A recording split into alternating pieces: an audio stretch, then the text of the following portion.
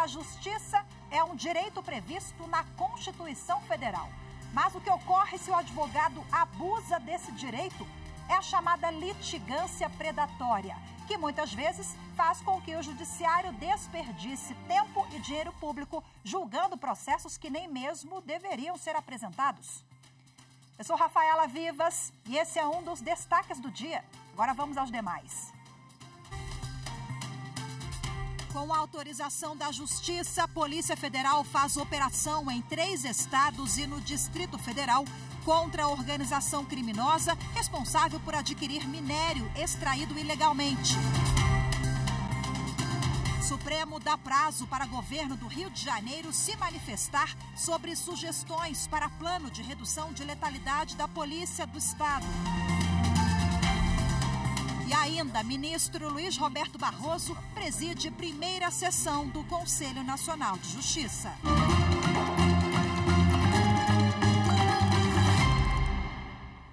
Com a autorização da Justiça, a Polícia Federal realizou hoje uma operação para desarticular uma organização criminosa responsável por adquirir minério extraído ilegalmente nos estados do Pará e Roraima, incluindo a terra indígena Yanomami. De acordo com as investigações, o minério era transportado para Goiás e, ao final, negociado e entregue a joalheiros no Distrito Federal e em São Paulo. As informações com Regina Souza.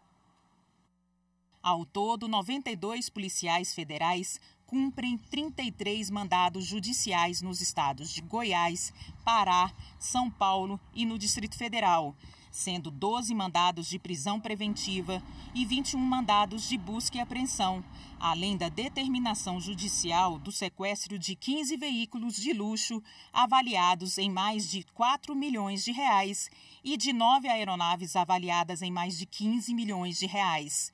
Os crimes investigados são os de lavagem de capitais, usurpação de minérios da União, crime contra a ordem tributária e organização criminosa. O governo do Rio de Janeiro deverá se manifestar em até 30 dias sobre as sugestões para um plano de redução de letalidade da Polícia do Estado. As sugestões foram apresentadas pelo Grupo de Trabalho do Conselho Nacional de Justiça. Anderson Arcoverde tem os detalhes.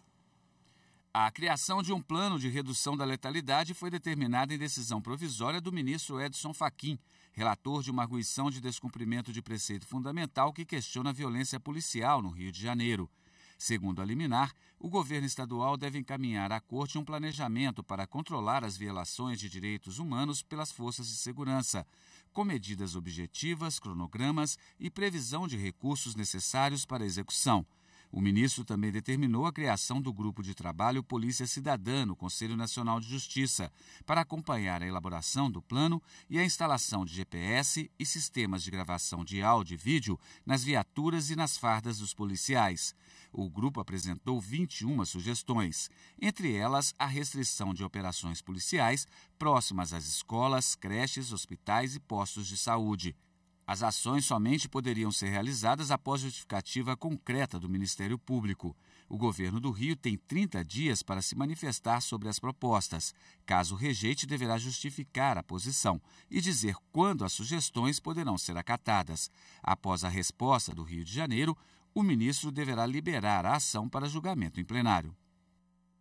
A terceira sessão do Superior Tribunal de Justiça absolveu um réu acusado de tráfico, porque as provas foram obtidas por guardas municipais, com base somente em revista pessoal. Mais informações na reportagem de Jéssica Castro. O colegiado estabeleceu que a Guarda Municipal, apesar de integrar o sistema de segurança pública, conforme afirmado pelo Supremo Tribunal Federal, não possui as funções ostensivas típicas da Polícia Militar, nem as investigativas próprias da Polícia Civil.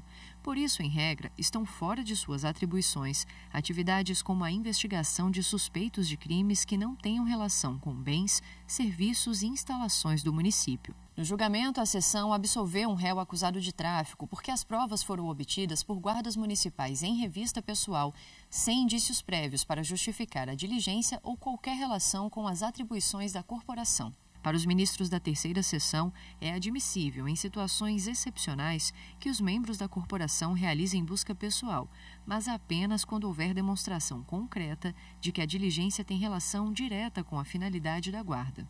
O relator, ministro Rogério Schietti Cruz, explicou que as polícias civil e militar, como contrapartida ao exercício do monopólio estatal da violência, estão sujeitas a um rígido controle externo do Ministério Público e do Poder Judiciário, o que não ocorre com as guardas municipais. O ministro destacou o potencial caótico de se autorizar que cada um dos 5.570 municípios brasileiros tenha a sua própria polícia, subordinada apenas ao prefeito local e sem correções externas. Schietti, que teve o voto seguido pelo colegiado, apontou por fim que mesmo a proteção da população do município, embora se inclua nas atribuições das guardas municipais, deve respeitar as competências dos órgãos federais e estaduais e está vinculada ao contexto de utilização dos bens, serviços e instalações municipais. O Tribunal Superior Eleitoral vai retomar, nesta terça-feira, o julgamento de 3 ações de investigação judicial eleitoral contra o ex-presidente Jair Bolsonaro. Ele é acusado de abuso de poder político e uso indevido dos meios de comunicação na campanha eleitoral do ano passado. Em todas as ações, o candidato a vice na chapa de Bolsonaro, Walter Braga Neto, também é citado. A análise das ações começou na semana passada. Bom, esse julgamento será retomado com o voto do relator, ministro Benedito Gonçalves, que é o corregedor-geral da Justiça Eleitoral. No primeiro dia falaram acusação, defesa e Ministério Público Eleitoral. Também estão na pauta 2 ações contra o então candidato Luiz Inácio Lula da Silva, eleito presidente da República, no segundo turno das eleições do ano passado. A pauta completa da sessão está no site tse.jus.br. A seguir, nós vamos conhecer a ferramenta Bastião, que foi criada pelo Tribunal de Justiça de Pernambuco para combater demandas predatórias. Os detalhes em instantes, voltamos já.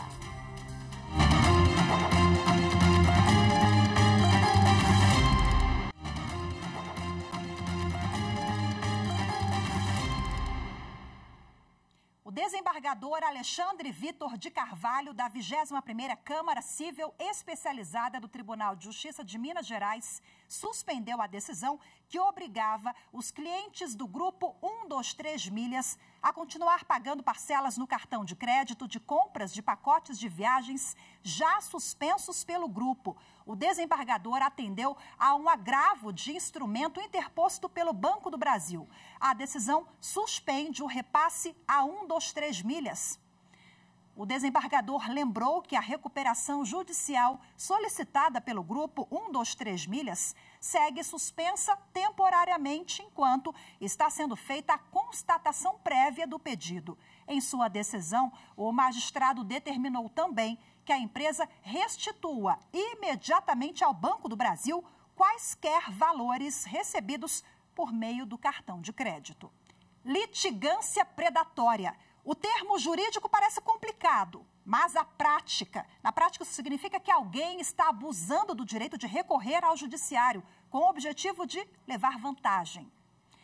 Em Alagoas, uma juíza do Tribunal de Justiça extinguiu uma ação de suposta contratação fraudulenta e comunicou à Ordem dos Advogados do Brasil e ao Ministério Público porque considerou que houve litigância predatória. A advogada ajuizou mais de 300 ações com o mesmo pedido. Segundo o processo, uma mulher ajuizou ação contra uma instituição financeira, alegando ter sido vítima de contratação fraudulenta.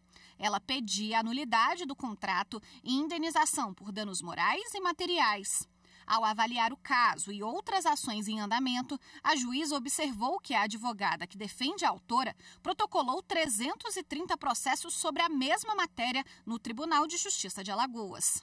A alegação foi de litigância predatória, que são ações repetitivas com petições iniciais absolutamente idênticas, ajuizadas pelo mesmo advogado com pedidos genéricos. Em situações assim, o Poder Judiciário identifica indícios de abuso do direito de ação. A prática é proibida ainda pelo Código de Ética da Advocacia. A Ordem dos Advogados do Brasil, quando comunicada sobre esse tipo de conduta, leva o caso ao Conselho de Ética. O órgão responsável para punir administrativamente é a OAB, né, e nós não nos furtaremos nesse papel, mas, obviamente, que a gente precisa também acompanhar para que algumas decisões, né, elas não possam ser precipitadas ao ponto de deixar de analisar o mérito, né, do demandado que realmente, né, em alguns casos, comete ilícitos e devem ser punidos pelo Poder Judiciário. O Superior Tribunal de Justiça debateu o tema em audiência pública no início do mês. A discussão é em torno do tema 1198, submetido ao rito dos recursos repetitivos, que diz respeito ao poder do juiz de pedir providências em caso de suspeita de litigância predatória. A audiência foi convocada pelo ministro Moura Ribeiro. Tivemos 28 oradores, mais de 2.500 acessos, de modo que demonstra a importância do tema e a importância que o Tribunal da Cidadania deu a esse tema. A solução virá, né? Uma ou outra virá. E pacificaremos, né, de alguma forma, esse tema. Bom, e ainda sobre as demandas predatórias, o Tribunal de Justiça de Pernambuco desenvolveu uma ferramenta para combater esse tipo de demanda e também as repetitivas. A ferramenta ganhou o nome de Bastião, em alusão a estruturas de combate e fortificações ibéricas que eram quase intransponíveis aos inimigos.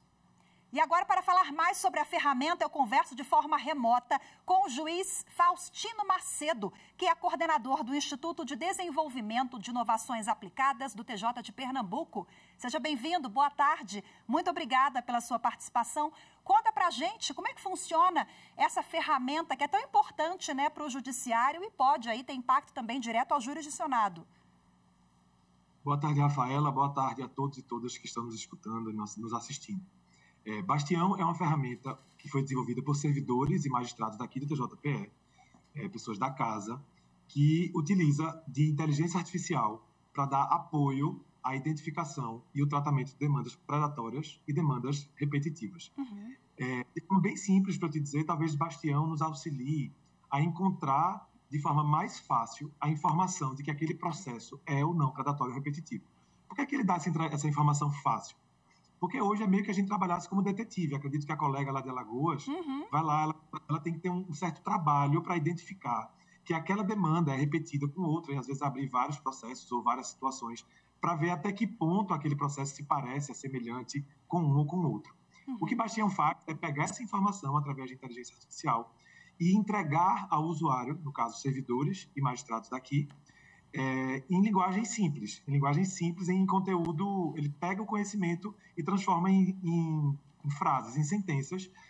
Eu acho que isso aqui é predatório, tem uma alta potencialidade predatória por esta e aquela razão. Uhum. Então, ele sai elencando as razões para subsidiar o juiz na tomada de decisões a respeito da potencialidade predatória ou repetitiva da demanda.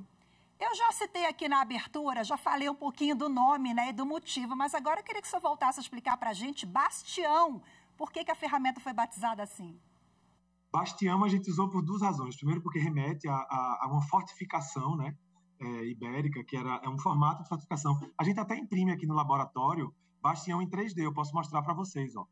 Então, o formato esse formatinho aí do capacete dele é um bastião. Tá vendo aqui? Fica melhor. Isso é um bastião. E a gente utilizou não só por conta do setor de fortificação, mas também porque bastião traz um pouco para o bastião do Nordeste. Uhum. E aí, por essa razão, a gente é um pouco regionalista, a gente quis utilizar esse nome. E a ideia é que bastião possa permitir, assim como a fortificação, ele possa permitir um ambiente seguro dentro do judiciário. Uhum. Porque a manutenção de um sistema de judiciário seguro é de interesse não só do judiciário, mas de toda a sociedade. Uhum. Então, ele é quem pode nos ajudar a manter esse sistema seguro a interferências, vamos dizer assim, indevidas, maléficas ao próprio sistema. Maravilha, muito bacana, viu? Parabéns para quem desenvolveu aí o mascote, muito legal. Agora conta pra gente quais são os indícios de que tem alguma coisa errada ali, de que pode ser uma demanda predatória. O problema das demandas predatórias é um problema nacional, né? A própria matéria que a gente está falando da audiência pública no STJ já demonstra isso. A gente vive numa sociedade de dados, e esses dados são utilizados tanto para o bem como para o mal. A gente tem notícias da utilização de dados para o mal, ou seja, fakeando demandas para trazer para o judiciário e auferir benefícios econômicos. É como se utilizasse o Poder Judiciário com um modelo de negócio para maximizar ganhos e não necessariamente pacificar conflitos, que é o nosso dever. Então, quando a litigância predatória chega para fazer, eles conhecem as regras do jogo, conhecem como o judiciário funciona e se utilizam do judiciário para fazer dinheiro e não necessariamente para resolver conflitos reais. E aí, isso não é feito de 1, 2, 3, 4, 5. A gente viu aí na matéria notícias em Alagoas de 340 ações aproximadamente, mas nós tivemos aqui em Pernambuco, em uma só comarca, Aloá, 1.476 ações ajuizadas e extintas por serem predatórias. A gente também teve em Pubi, em Araripina, 3.488 ações predatórias ajuizadas pelo mesmo escritório, com a mesma linha de produção. E quando os magistrados verificaram em loco, cara a cara, ouvindo as partes envolvidas, as partes sequer conheciam, não sabiam do que estava acontecendo. Os senhores têm aí no tribunal, como nós vimos na reportagem, um advogado que apresentou ali 300 ações, 400, um número expressivo, assim, isso é comum? Rafaela, hoje a gente, com dados de Bastião, a gente consegue ver situações de 17 mil ações de um mesmo advogado, um mesmo tema, entregue num curtíssimo espaço de tempo em comarcas específicas. Então, isso antes era feito manual, é um controle manual. Hoje a gente consegue fazer com a ferramenta de apoio, não só para o magistrado gestor da sua unidade, mas também para a gestão. Entende? Bom, conversávamos aqui nos bastidores que a Constituição Federal de 88, que completa 35 anos, né? Agora, ela trouxe essa abertura, né? O Poder Judiciário abriu as portas para entidades de classe, associações, Ministério Público, tornou o Judiciário muito mais democrático. Só que nós vimos também uma enxurrada de ações e com esse fenômeno que o senhor bem colocou, não acontece só em Pernambuco, no país inteiro a gente está falando um pouco também de ética do profissional, né? Esse profissional, esse escritório está sujeito a alguma sanção da Ordem dos Advogados do Brasil ou do CNJ? Existe algo previsto nesse sentido? Tem sim, vamos lá. De fato, há um super acesso ao Poder Judiciário em 1988 que a gente precisa celebrar. Mas a gente tem que chegar no meio termo de que até que ponto esse superacesso não se converte em não acesso. Se a gente tem um superacesso de 17 mil ações fraudulentas, a gente vai atrapalhar aquela ação do... Vamos lá, vamos pegar a Saloá, que tem um acervo de 1.500 processos. Você imagina que no mês chegam 1.476 ações fraudulentas para esse juiz analisar, para causar um caos naquela comarca. Porque por mais que eles sejam extintos, a gente tem que intimar, porque tem contraditório, a gente precisa ouvir, a gente precisa saber se é realmente fraudulento ou não. Depois precisa dar uma sentença, publicar, intimar, arquivar. São atos cartorários que precisam ser praticados para que um processo seja extinto e arquivado e saia dentro do sistema. Isso causa um caos enorme. Veja, quanto à parte da responsabilização, aqui em Pernambuco nós fizemos uma parceria com a Ordem dos Advogados do Brasil.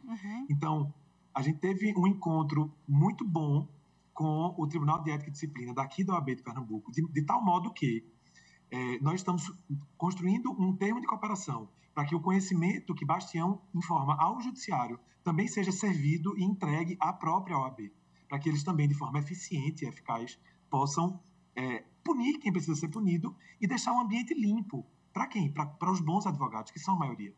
Perfeito. Então, eles precisam ter um ambiente tranquilo para poder trabalhar e fazer o seu trabalho bem feito, né? Tirando dali todas aquelas demandas que são consideradas predatórias e que atrapalham o bom funcionamento do judiciário e, lógico, a pacificação de conflitos e, em última análise, o serviço que a gente presta para a sociedade. Maravilha, muito obrigada pela entrevista, parabéns pelo Bastião. Cadê o Bastião? Mostra para a gente mais uma vez. Doutor Faustino, olha aí, essa ferramenta é importantíssima para combater essas demandas, as demandas predatórias. Muito obrigada, viu? Um abraço a todos do TJ de Pernambuco. Por nada, Rafaela. Também. Agradeço a TV Justiça, o convite. Estamos aqui à disposição. Uma boa tarde aí para todos e todas. Muito obrigada, boa tarde, até a próxima. A seguir, ministro Luiz Roberto Barroso preside primeira sessão do Conselho Nacional de Justiça. As informações em instantes, voltamos já.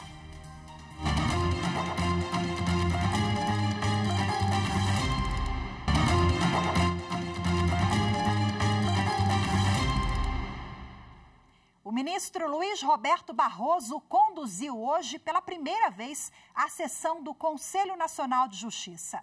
Na abertura, o presidente do Supremo e do CNJ disse que a tecnologia será aliada para promover uma justiça mais célere, mais rápida? A repórter Evne Araújo acompanhou pela manhã. Na abertura da sessão, o ministro Luiz Roberto Barroso enfatizou que, junto ao CNJ, vai trabalhar para fazer nos próximos 2 anos a melhor justiça possível para o país. Para isso, quer usar a tecnologia como aliada para agilizar a prestação dos serviços dos tribunais. Nós vamos investir toda a energia possível em tecnologia da informação.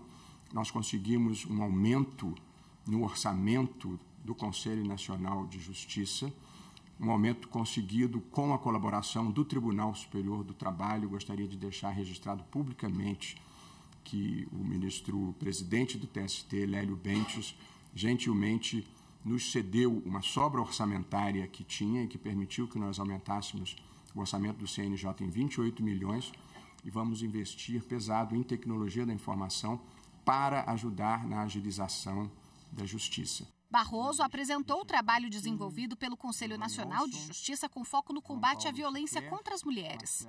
O projeto Cartoons contra a Violência é uma parceria do CNJ com cartunistas brasileiras para conscientizar a população sobre o aumento dos casos de crimes domésticos. Essa é outra frente de atuação assumida pelo novo presidente. Se não existir espaço para lutar contra a violência, nunca poderemos sonhar com um futuro melhor para todas as mulheres. Na sessão deliberativa, os conselheiros analisaram um pedido de providência da Associação Brasileira de Constelações Sistêmicas. A entidade pedia a criação de uma norma regulamentando o procedimento de constelação familiar no âmbito do Poder Judiciário. Para o relator do caso, o conselheiro Marcos Vinícius Jardim, o método alternativo não é reconhecido oficialmente pelo Judiciário e, por isso, não pode ser adotado como política pública. O que me parece que não se pode é admitir que uma prática que não tem um mínimo respaldo científico no atual estágio de evolução da ciência possa ser utilizada no âmbito do judiciário como política pública aplicável à solução de conflitos, em especial de conflitos tão delicados como aqueles relacionados a crimes violentos. A conselheira Salise Sanchotene pediu mais tempo para analisar os argumentos. A sessão do CNJ vai ter continuidade no período da tarde. O presidente do Supremo Tribunal Federal, ministro Luiz Roberto Barroso, remarcou o julgamento da ação direta de inconstitucionalidade sobre a correção do FGTS para o dia 8 de novembro, após reunião com 4 ministros de Estado na noite desta segunda-feira. Os ministros apontaram preocupações de natureza fiscal e social a respeito do julgamento da ação. O presidente do STF reiterou que considera os pontos importantes, mas que vê como injusto o financiamento habitacional ser feito por via da remuneração do FGTS do trabalhador, abaixo dos índices da caderneta de poupança. As partes acordaram em ter mais uma rodada de conversas em busca de uma solução. Até o julgamento, o governo deve apresentar novos cálculos em busca de uma solução que será levada pelo presidente aos demais ministros do STF. Um encontro de núcleos de métodos consensuais de solução de conflitos reuniu representantes da região Centro-Oeste na Chapada dos Guimarães. Foram 2 dias de troca de experiências e compartilhamento de boas práticas. A reportagem é de Carlos Celestino. Experiências de boas práticas que possam tornar a prestação jurisdicional cada vez mais célere e eficiente na resolução de conflitos foram apresentados no primeiro encontro dos núcleos permanentes de métodos consensuais de soluções de conflitos, os NUPEMECs da região Centro-Oeste. O evento, sediado em Chapada dos Guimarães, reuniu desembargadores, juízes e técnicos da Corte de Justiça para uma rica programação com 7 painéis temáticos que foram apresentados aos participantes. Esse intercâmbio de experiências, ele enriquece e favorece também essas trocas, porque quando a gente acha interessante uma experiência que está dando certo num desses estados, a gente tem a possibilidade de trazer para nós também e vice-versa. Você está trabalhando um processo de mudança do sistema judicial, saindo daquele tradicional contencioso que nós sempre soubemos como funcionava a justiça, para trazer as partes para que elas busquem soluções com um profissional técnico para fazer uma mediação, uma conciliação. mas com a participação efetiva, democrática das partes. O que se pensa em encontros dessa natureza é o que a gente pode fazer de melhor, o que a gente pode aprimorar e desenvolver para termos uma sociedade mais pacificada, para termos uma sociedade que construa também as suas soluções nos casos em que isso seja possível. No encontro dos NUPEMECs da região Centro-Oeste, organizado pelo Poder Judiciário de Mato Grosso, também contou com a participação de juízes de 12 estados do país, das regiões Norte, Sul, Sudeste e Nordeste. Um momento muito rico, uma troca de experiências muito importante e, sem dúvida, ao retornarmos ao nosso estado, ao Maranhão, iremos conversar com os representantes do nosso NUPEMEC, nosso estado do Maranhão, para que possamos também lá implementar boas práticas, a exemplo das que já são lá utilizadas. Hoje ficamos por aqui. Boa tarde, até amanhã. Tchau, tchau.